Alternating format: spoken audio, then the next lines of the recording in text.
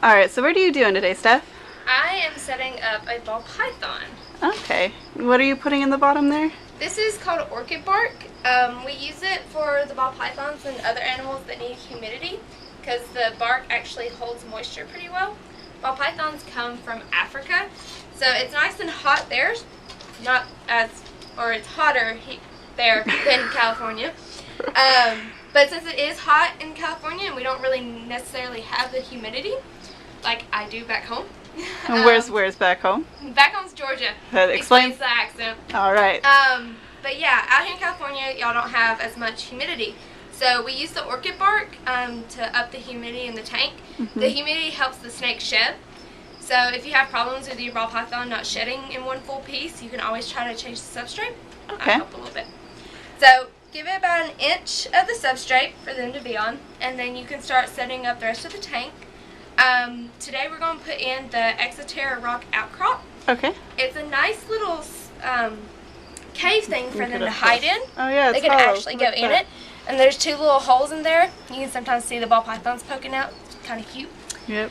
But we put them in there, or put caves and stuff, because ball pythons actually like to be secluded. If you'll notice during the day, they're not out that much. They like to hide. They'll cram themselves into the tiniest spaces. They just like to feel secure. So we're going to add in an extra little Zoom egg cork flap. Okay.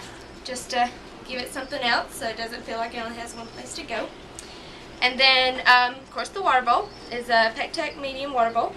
Okay. And it's big enough for it to fit in, it looks like. It is. So if it feels like it needs to soak for any reason whatsoever, it can.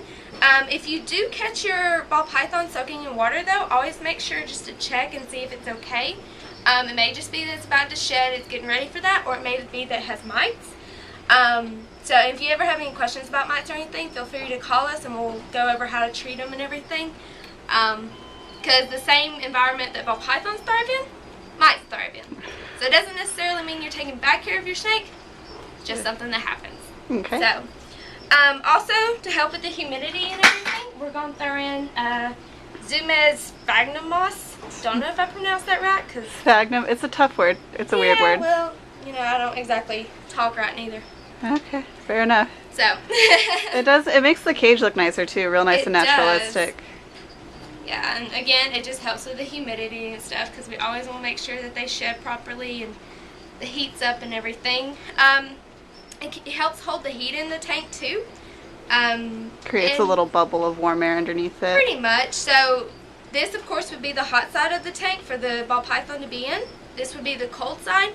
The hot side's going to range between 90 and 95 degrees. The colder side's going to be in the 80s, probably low 80s for that side.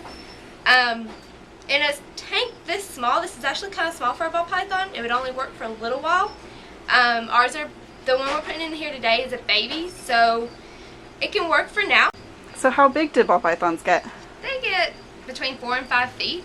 It'll take them about 2 to 3 years to get that size, so you got time to watch them grow and everything.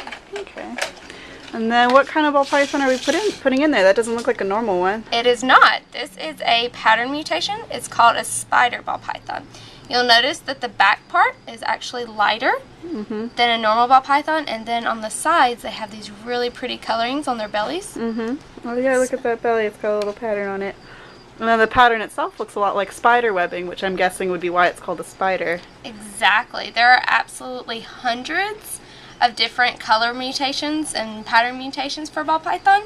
Definitely something worth looking up. Cool. And we're putting it in, and that's it. That's pretty much all you need to know for basic ball python care. Cool. Thank you, Steph.